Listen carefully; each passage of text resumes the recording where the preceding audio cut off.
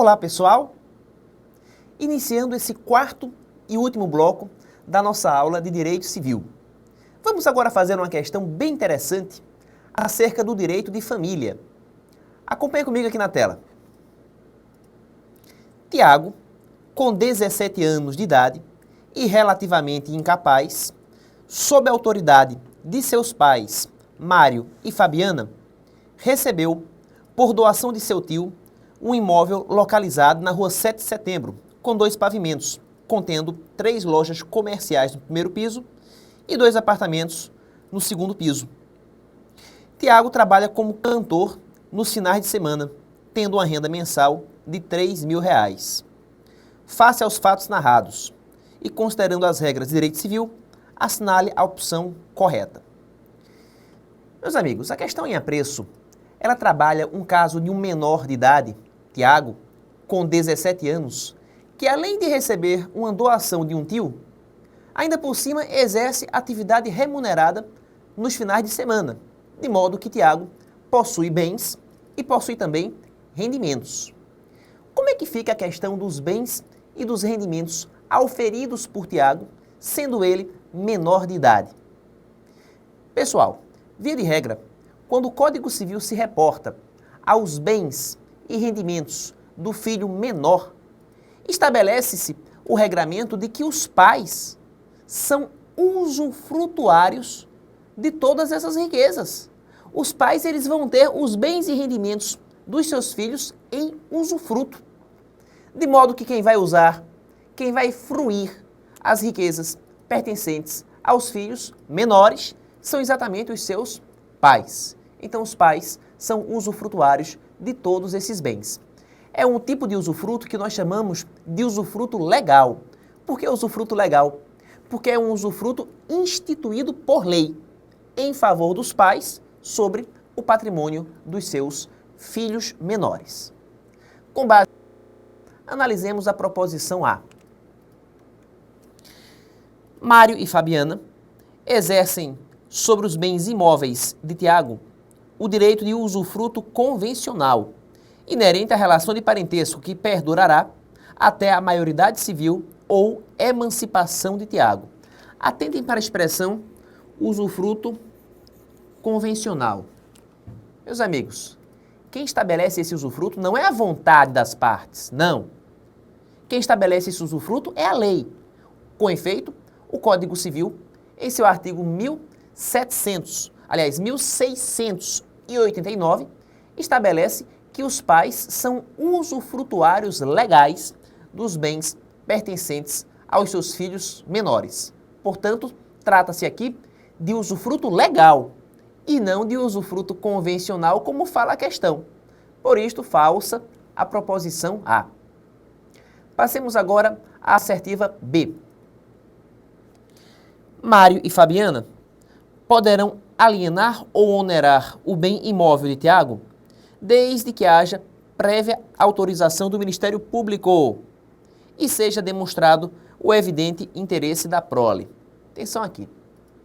Para que os pais possam alienar ou onerar os imóveis dos seus filhos menores, é necessária a autorização do juiz.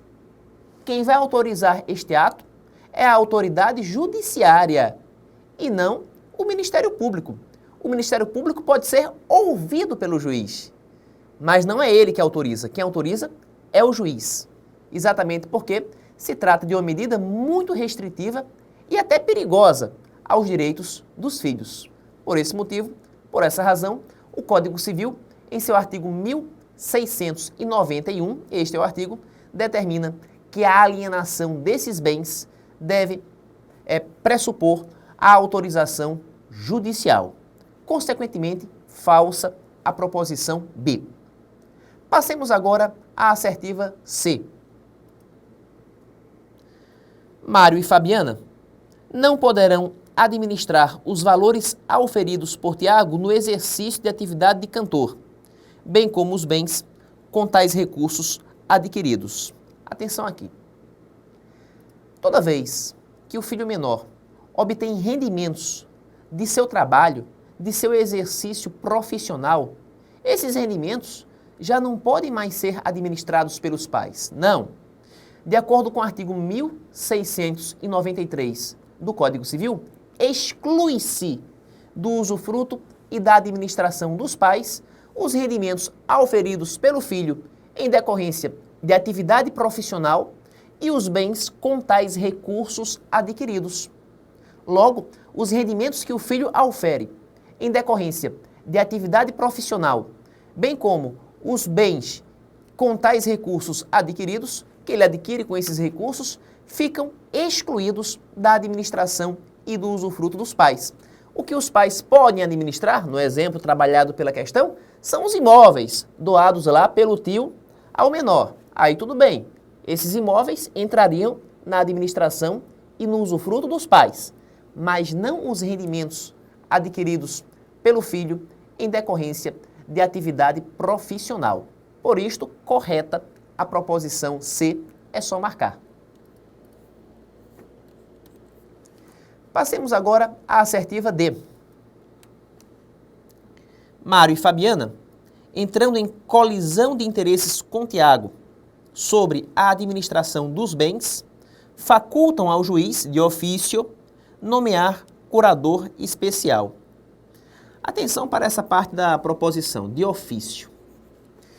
Gente, toda vez que houver conflito de interesses entre os pais e os filhos menores, realmente é necessário que o juiz nomeie um curador especial, uma pessoa que possa suprir esse impasse. Acontece que a nomeação do curador especial, nos termos do artigo 1692, ela se dá a requerimento do filho ou do Ministério Público. Portanto, o juiz não pode nomear curador especial de ofício, não. Ele vai proceder a esta nomeação mediante requerimento do próprio menor ou do Ministério Público. Por esse motivo, falsa a proposição D. Vamos agora fazer a próxima questão. Augusto, viúvo, pai de Gustavo e Fernanda, conheceu Rita e com ela manteve por 10 anos um relacionamento amoroso contínuo, público, duradouro e com o objetivo de constituir família. Nesse período, Augusto não se preocupou em fazer o inventário dos bens adquiridos quando casado e em realizar a partilha entre os herdeiros Gustavo e Fernanda. Em meados de setembro do corrente ano, Augusto resolveu romper o relacionamento com Rita. Face aos fatos narrados e considerando as regras de direito civil, assinale a opção correta. Percebam. Augusto, viúvo, inicia um relacionamento de união estável com Rita. Só que essa união estável começou sem que Augusto tivesse feito o inventário e a partilha dos bens do seu casamento anterior. Ou seja, os bens que pertenceriam aos seus filhos não foram inventariados nem partilhados. Simplesmente, ele inicia uma união estável sem se preocupar com os direitos hereditários dos seus filhos. Percebam. Essa falta de preocupação de Augusto com a sucessão dos filhos reflete apenas na questão do regime de bens. Toda vez que a pessoa se casar com outra sem proceder ao inventário e à partilha do casamento anterior, a lei determina que esse segundo casamento deve observar o regime da separação obrigatória de bens. Separação obrigatória de bens. Por quê? Porque nós temos aqui uma causa suspensiva, uma causa temporária, durante a qual um eventual relacionamento que venha a se formar determina a constituição do vínculo mediante separação obrigatória de bens. Apenas isto. De sorte que a ausência desse inventário e dessa partilha não inibe a união estável de Augusto com Rita. Inclusive, o próprio artigo 1723, em seu parágrafo 2º, deixa claro que as causas suspensivas não impedem o reconhecimento da união estável, apenas interferem no regime de bens, que passa a ser o da separação obrigatória. Perfeito. Com base nessa premissa, vejamos a proposição A. A ausência de partilha dos bens de Augusto com seus herdeiros, Gustavo e Fernanda, caracteriza causa suspensiva do casamento, o que obsta o reconhecimento da união estável entre Rita e Augusto. Na verdade, essas causas suspensivas não obstam o reconhecimento da união estável de Rita com Augusto. Apenas elas vão impor o regime da separação obrigatória de bens. É o que reza o artigo 1723, parágrafo 2º do Código Civil. Portanto, falsa a proposição A. Vejamos agora a letra B. Sendo reconhecida a união estável entre Augusto e Rita, aplicar-se-ão à relação patrimonial as regras do regime da comunhão universal de bens, salvo se houver contrato dispondo de forma diversa. Na verdade, o regime não é este. O regime é o da separação obrigatória, haja vista a incidência de uma causa suspensiva, que, embora não impeça a união estável, ela vai determinar a adoção do regime da separação obrigatória de bens. Portanto, falsa a proposição B. Vejamos a letra C. Em razão do fim do relacionamento amoroso, Rita poderá pleitear alimentos em desfavor de Augusto, devendo, para tanto, comprovar o binômio necessidade-possibilidade. De fato, quando se trata de pensão alimentícia, o artigo 1694 do Código Civil deixa claro que tanto os cônjuges, como os parentes e também os companheiros estão legitimados a pleitear alimentos do outro. Portanto, o cônjuge, ele pode pedir alimentos do outro cônjuge. O parente, caso muito comum, um filho, pode pedir alimentos de outro parente, do pai, por exemplo. Como também, dentro da união estável, o companheiro pode pleitear alimentos contra o outro convivente. A pensão alimentícia, ela se estende aos cônjuges, aos parentes e aos companheiros, na forma do artigo 1694 do Código Civil. Razão pela qual consideramos correta a proposição C. É só marcar. Passemos à letra D. As dívidas contraídas por Augusto, na constância do relacionamento com Rita, em proveito da entidade familiar, serão suportadas por Rita de forma subsidiária. Gente, qualquer dívida que interesse a entidade familiar, a economia doméstica, ela deve ser suportada de forma solidária entre o casal. Isso vale para casamento e vale também para união estável. No artigo 1644 do Código Civil, fica claro que as dívidas contraídas em proveito da economia doméstica, ou seja, em prol da entidade familiar, obrigam solidariamente o casal. Logo, quando se trata de responsabilidade pelo pagamento dessas dívidas, os credores podem acionar indistintamente qualquer um dos conviventes ou qualquer um dos cônjuges, haja vista tratar-se de responsabilidade solidária e não subsidiária, como fala a proposição. Por isto, falsa a proposição D. Façamos agora a próxima questão. Henrique e Natália, casados sob o regime da comunhão parcial de bens, decidiram se divorciar após 10 anos de união conjugal. Do relacionamento nasceram Gabriela e Bruno, hoje com 8 e 6 anos, respectivamente. Enquanto esteve casada, Natália, apesar de ter curso superior completo, ser pessoa jovem e capaz para o trabalho, não exerceu atividade profissional para se dedicar integralmente aos cuidados da casa e dos filhos. Considerando a hipótese acima e as regras atinentes à prestação de alimentos, assinale a afirmativa correta. Percebam, quando se fala em pensão alimentícia, essa pensão tanto é devida ao ex-cônjuge, como também aos filhos. São duas fontes distintas. Se o marido se divorcia da esposa e a esposa não tem recursos para se manter, cabe a ele pagar pensão alimentícia para a sua mulher. Como também, se o marido se divorcia da esposa e existem filhos menores, dependentes economicamente dos pais, diante da falta de recursos da esposa, cabe ao pai pagar alimentos aos seus filhos, de modo que a pensão alimentícia incidiria tanto em favor do ex-cônjuge, como em favor dos filhos da união que foi dissolvida.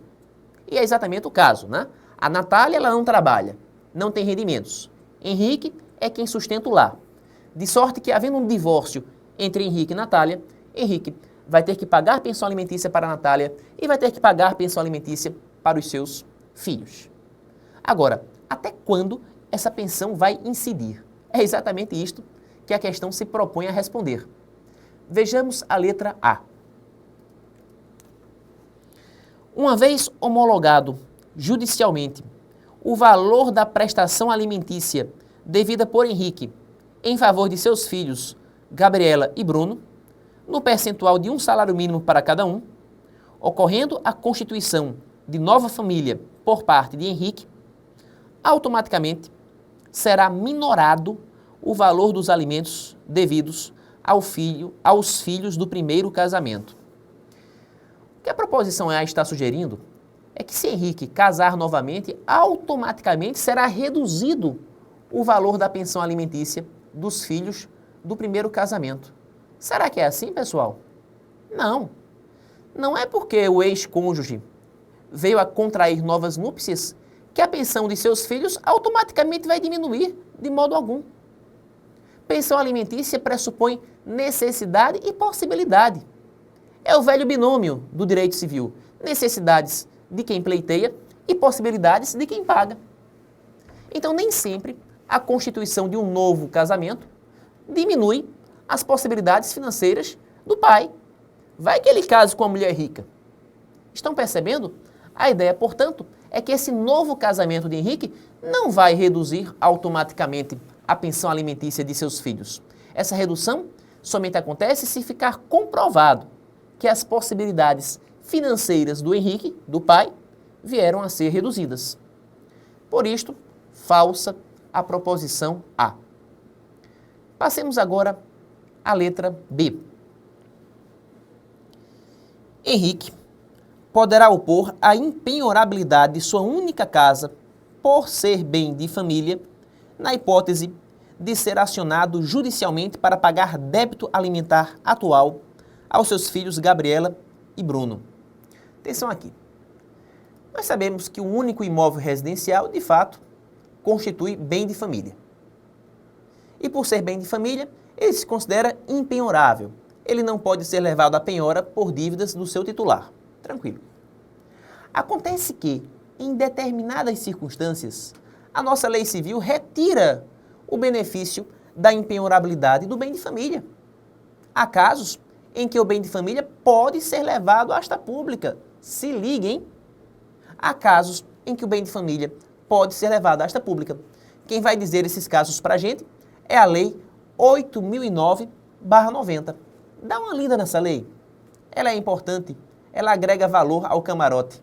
Lei 8.009/90. De acordo com essa lei, em seu artigo 3º, o bem de família, ele perde o benefício da impenhorabilidade, dentre outras causas, em razão de pensão alimentícia. Portanto, aquele que deve pensão alimentícia pode sofrer, sim, a penhora do seu bem de família. Se deve alimentos e não venha pagá-los, o bem de família pode ser penhorado. Por isto, falsa a proposição B. Passemos agora à assertiva C. Natália poderá pleitear alimentos transitórios e por prazo razoável, se demonstrar sua dificuldade em ingressar no mercado de trabalho, em razão do longo período que permaneceu afastada do desempenho de suas atividades profissionais, para se dedicar integralmente aos cuidados do lar. Percebam, a proposição C, ela reflete a pensão alimentícia de Natália, da ex-mulher. Eu disse no começo que o cônjuge, ele deve prestar alimentos ao outro. Claro que deve. A pensão alimentícia, ela incide tanto entre parentes, como entre cônjuges e entre companheiros. É o que reza o artigo 1694. Mas aí vem a questão. Até quando o ex-marido vai ficar pagando pensão alimentícia para sua ex-mulher? Para sempre? Ou enquanto ela precisar? E se nunca acabarem as necessidades dela? Ou pior, e se ela usar da pensão para custear o seu ócio? Já que ela recebe pensão, para que trabalhar, né? Para que se dedicar a uma atividade profissional? É complicado isso aí. Isso fez com que a jurisprudência do STJ desse um passo evolutivo muito largo, passando a criar a tese dos alimentos transitórios.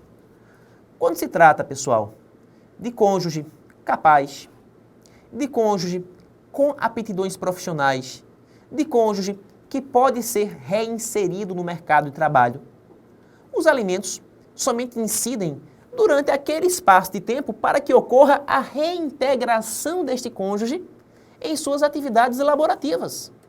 Percebam, a questão informa, joga na tela, que a Natália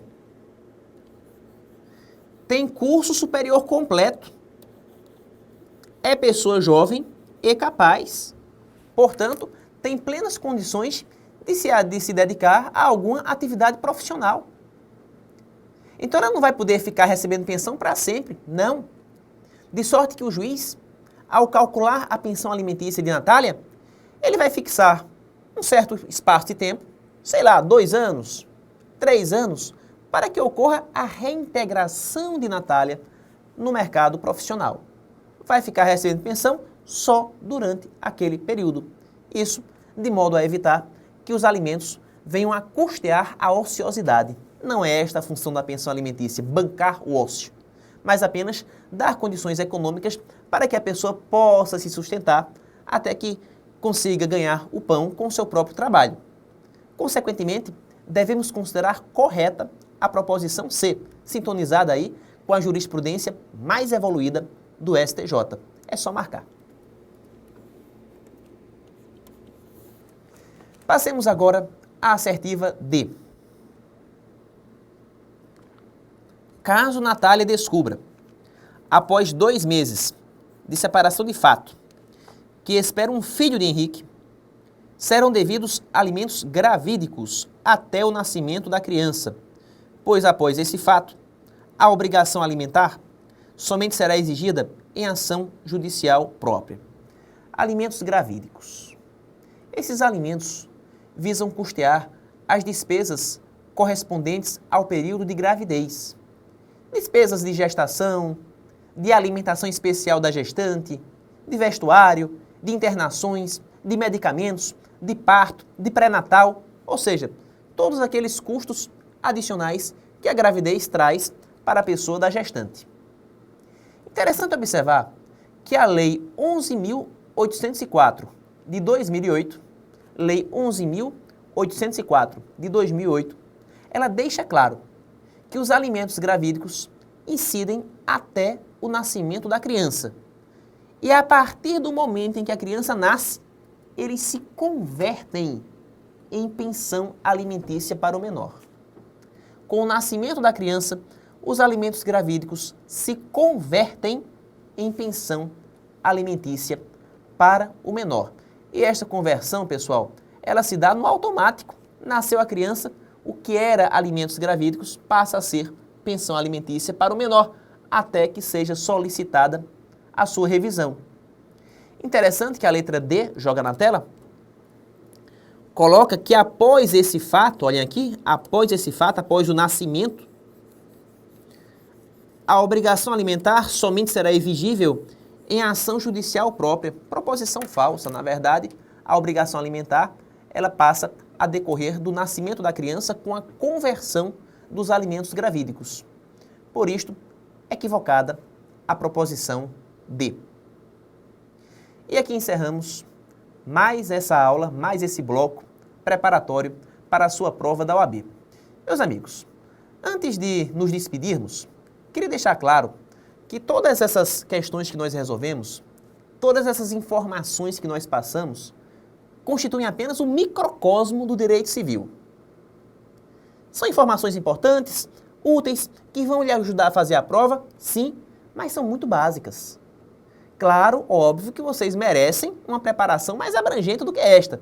Ninguém vai sair daqui civilista ou preparado para enfrentar a prova da OAB, para fechar a prova, com 2 aulas de direito civil. Seria até ilusório eu enganar vocês com esse tipo de afirmação. Na verdade, esse nosso trabalho é apenas uma forma de apresentar a você que nos assiste o Eu Vou Passar na OAB.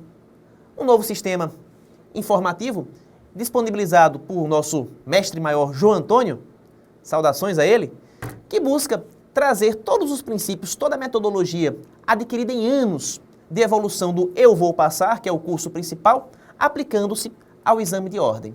Portanto, você que nos assiste, obrigatoriamente, deve fazer esse nosso curso. Eu não diria obrigatoriamente, porque a gente não pode obrigar ninguém, mas é recomendável que vocês façam para o seu próprio bem. Por quê? Porque nós temos aqui uma equipe muito competente, os melhores professores do mercado, que certamente vão trazer informações que agregam valor, aquelas informações que de fato irão contribuir para o seu êxito no exame da OAB. Então, em nosso curso mais abrangente, por exemplo, nós teremos mais de 30 horas de direito civil. Aqui foram 4, lá vão ser mais de 30. Não tem nem comparação, pessoal. E teremos todo um apoio metodológico ao aluno, iremos ofertar dicas, faremos exames e revisões de véspera. Temos também um curso de segunda fase, onde as peças dos alunos são corrigidas pelo professor. Então eu peço a vocês que aproveitem essa oportunidade que nós disponibilizamos gratuitamente para todos, para que possam acessar o nosso curso maior, o Eu Vou Passar na OAB, www.euvoupassarnaoab.com.br, e possam aí ter acesso às matérias de uma maneira bem mais abrangente. Claro que eu respondo por direito civil. Outros professores responderão cada qual por suas disciplinas, mas todos de maneira uniforme, com a metodologia única direcionada à preparação para o exame de ordem. Eu posso falar por mim. Eu já estou nesse mercado há mais de 10 anos. Para ser preciso, há 12 anos que eu preparo turmas para exame da OAB. Então, todo esse know-how, toda essa bagagem que eu assimilei ao longo desse tempo, de certa maneira, me fez ter a noção daqueles assuntos que, com certeza, poderiam ser cobrados com maior chances, com maior probabilidade na sua prova. Então, de maneira que o aluno que assiste a minha aula, bem como as aulas dos outros professores, vão ter aí uma preparação muito adequada para atingir os seus objetivos. Sem falar na disponibilidade de materiais escritos. Quer dizer, quem faz o curso do Eu Vou Passar na OAB, recebe, tudo por conta do curso, materiais impressos, aliás, materiais para se imprimirem em casa, não deixam de ser impressos, enfim, com resumos, com sinopses das aulas que foram ministradas. Então, uma preparação muito abrangente, muito cuidadosa, que vai unir forças a vocês, que vai agregar valor ao seu camarote, permitindo que você consiga consumar esse grande sonho, esse grande objetivo, que é a carteirinha cor-de-rosa da OAB. Então contem com a gente, fiquem conosco e preparem-se com o melhor curso preparatório que existe no mercado. Eu Vou Passar na OAB. Um forte abraço e até os nossos próximos projetos.